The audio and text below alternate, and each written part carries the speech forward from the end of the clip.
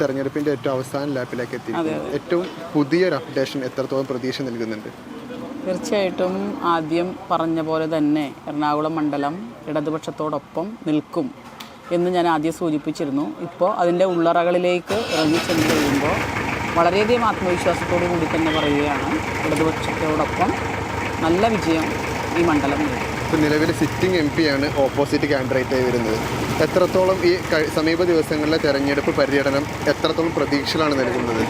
ഞാൻ പറഞ്ഞല്ലോ, ആര് നിൽക്കുന്നു എന്നുള്ളതല്ല, ഇപ്പോൾ പലയിടത്തും സിറ്റിംഗ് MP നിൽക്കുന്നുണ്ട്.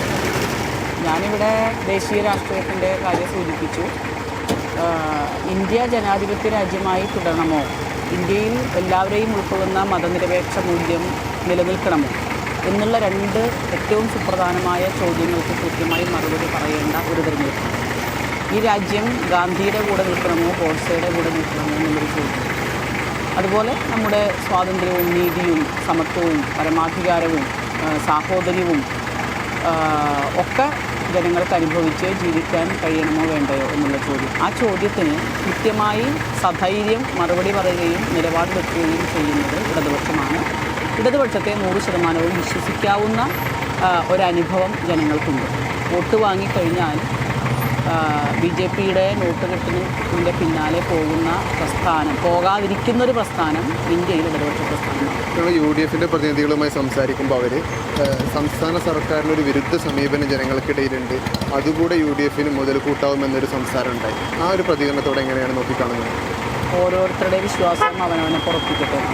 അവനവൻ്റെ വിശ്വാസം അവനവനെ പുറപ്പിക്കരുത്. എല്ലാവർക്കും അവരവരുടേതായ അഭിപ്രായ സ്വാതന്ത്ര്യമുള്ള രാജ്യമാണ്. ഞാൻ എൻ്റെ അഭിപ്രായം പറയുന്നു, മറ്റുള്ളവർക്ക് അവരുടേതായ അഭിപ്രായം. UDFൻ്റെ ഈ സമീപകാലത്തെ 5 വർഷക്കാലത്ത് അല്ലെങ്കിൽ അവർ പ്രവർത്തനങ്ങളെ മുൻനിർത്തിയാണ് പ്രചാരണം നടത്തുന്നതാണ് അവർ അവകാശപ്പെടുന്നത്. ആ സമയത്ത് LDF ഈ തെരഞ്ഞെടുപ്പ് രംഗത്ത് മുന്നോട്ട് വെക്കുന്ന ഏറ്റവും പ്രധാനപ്പെട്ട ഒരു ആശയം എന്താണ്? അത് ദേശീയ രാഷ്ട്രീയത്തിൻ്റെ ഞാൻ പറഞ്ഞു.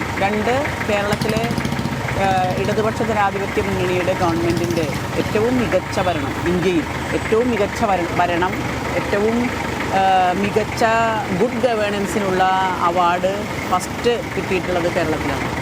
കൂടാതെ കേരളത്തിന് ഏതാണ്ട് 24ഓളം വരുന്ന ദേശീയ അംഗീകാരങ്ങൾ ലഭിച്ചിട്ടുണ്ട്. ആ അംഗീകാരങ്ങളൊക്കെ ഗവൺമെൻറ്റിനുള്ള അവാർഡുകളാണ്. ആ അവാർഡുകൾ തന്നെ സൂചിപ്പിക്കുന്നത് ജനങ്ങൾ ഈ ഭരണത്തെ സ്വാഗതം ചെയ്യുന്നു. അതുകൊണ്ട് തന്നെ ഈ ഗവൺമെൻറ്റിന് ഇടതുപക്ഷ ജനാധിപത്യ മുന്നണിക്ക് നല്ല മാർക്ക് ജനങ്ങൾ കൊടുക്കും. അതും ഒരു പ്ലസ് പോയിൻ്റാണ്.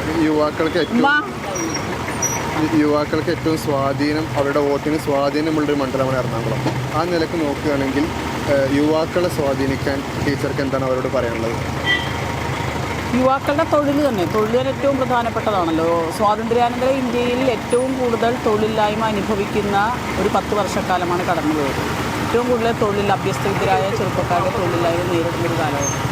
അതിനെ അഡ്രസ്സ് ചെയ്യാൻ ഇന്ത്യയിൽ കേരളത്തിൽ ഗവൺമെൻറ് ശ്രമിച്ചുകൊണ്ടിരിക്കുന്നു. ഇപ്പോൾ MSME പുതിയ സംരംഭങ്ങൾ, ഇപ്പോൾ ലക്ഷക്കണക്കിന് ഏതാണ്ട് 1.5 ലക്ഷത്തോളം സംരംഭങ്ങൾ ആരംഭിച്ചു കഴിഞ്ഞു. വിജ്ഞാനാധിഷ്ഠിത സമ്പദ് വ്യവസ്ഥയ്ക്ക് കേരളത്തിലെ ഗവൺമെൻറ് ഊന്നൽ കൊടുത്തുകൊണ്ട് അതിൻ്റെ പ്രവർത്തനവുമായി മുന്നോട്ട് പോകുന്നു. ഇതെല്ലാം യുവാക്കളെ ആകർഷിക്കുന്ന പരിപാടികളാണ്. പിന്നെ ഇവിടെ ഏറ്റവും പ്രധാനമായിട്ടുള്ളത് യുവതികളുടെ അവർക്ക് ആവശ്യമായിട്ടുള്ള മാനസികവും ശാരീരികവുമായിട്ടുള്ള ഹെൽത്തിന് വേണ്ട സംവിധാനങ്ങൾ ഇവിടെ വളരെ കുറവാണ്.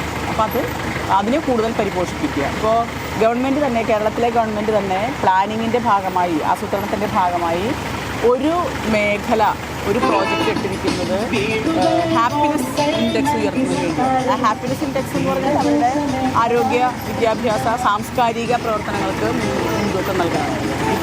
കായിക, സാംസ്കാരിക പ്രവർത്തനങ്ങൾ. അപ്പോൾ അതിനുള്ള സ്പേസ് കണ്ടെത്തുക. അപ്പോൾ ഞാൻ ഇവിടെ പ്രചരണത്തിൻ്റെ ഭാഗമായി എറണാകുളത്ത് സ്റ്റേഡിയം ഗ്രൗണ്ടിൽ പോയിരുന്നു. അപ്പോൾ അവിടെ അവർ ധാരാളം പരാതികൾ നടക്കാൻ വന്നവരും, ജിംനേഷ്യം, ഒരു ചെറിയ സ്പേസാണ് ജിംനേഷ്യത്തിനുള്ളത്. ഒരു ശ്വാസം കഴിക്കാൻ പോലും പറ്റാത്ത വിധത്തിൽ ഇടുങ്ങിയ ഒരു ഇടുങ്ങി പൊളിഞ്ഞ് വീഴാറായ ഒരു സ്ഥലമാണ്. ഇവിടെ പോയാൽ കാണാൻ സാധിക്കും. അപ്പോൾ അതിനെയൊക്കെ മെച്ചപ്പെടുത്തണം എന്നുള്ളൊരു ഡിമാൻഡ് അവിടെ വെച്ചു. അതെല്ലാ മേഖലയിലും, എല്ലാ നിയമസഭാ മണ്ഡലങ്ങളിലും അനുഭവിക്കുന്നൊരു പ്രശ്നമാണ്. ആ പ്രശ്നത്തെ കൃത്യമായി അഡ്രസ്സ് ചെയ്യുകയും യുവജനങ്ങൾക്ക് വേണ്ട കായിക വിനോദത്തിന് വേണ്ട, മാനസികാരോഗ്യത്തിന് വേണ്ട, സാംസ്കാരിക പ്രവർത്തനത്തിന് വേണ്ട പബ്ലിക് സ്പേസസ് കൂടുതൽ ഉണ്ടാക്കുക എന്നുള്ളത്. ഇപ്പോൾ നമ്മൾ എറണാകുളത്തിൻ്റെ നഗരവുമായി ബന്ധപ്പെട്ട കാര്യങ്ങൾ സംസാരിക്കുമ്പോൾ തന്നെ ഏറ്റവും പ്രധാനപ്പെട്ടതാണ് എറണാകുളത്തിൻ്റെ പ്രാദേശികമായ ഭാഗങ്ങൾ. ഉദാഹരണം ഇപ്പോൾ ഈ കടലാക്രമണവുമായി ബന്ധപ്പെട്ട ഒരുപാട് ചർച്ചകൾ കഴിഞ്ഞ സമീപകാലത്ത് ഉണ്ടായിരുന്നു. അപ്പോൾ അത്തരം വിഷയങ്ങളിലൊക്കെ LDF മുന്നോട്ട് വെക്കുന്ന ഒരു പുതിയ നയം എന്താണ്? അതിപ്പോൾ ഏറ്റവും നല്ലൊരു ഉദാഹരണം ചെല്ലാനത്ത് ഒരു മഴയ്ക്ക് അല്ലെങ്കിൽ മഴയുടെ ആരംഭത്തിൽ അല്ലെങ്കിൽ ഏതെങ്കിലും ഒരു സൈക്ലോണിക് ആയിട്ടുള്ള ഒരു സംഭവം ഉണ്ടായാൽ ഏറ്റവും കൂടുതൽ ദുരിതം അനുഭവിക്കുന്ന ഒരു പ്രദേശമായിരുന്നു ചെല്ലാനം. ആ ഭാഗം അവരുടെ വീടുകൾ നശിക്കുന്നു, വീട്ടു സാധനങ്ങൾ നശിക്കുന്നു, വീണ്ടും ജീവിതം പുതുതായി ആരംഭിക്കേണ്ട ഒരു സാഹചര്യം വരുന്നു. ഗവൺമെൻറ്റിനും ധാരാളം പണം അതിന് മുടക്കേണ്ടി വരുന്നു. പക്ഷേ ആ പണം മുടക്കിന് അതൊരു ശാശ്വത പരിഹാരമാകുന്നില്ല താനും.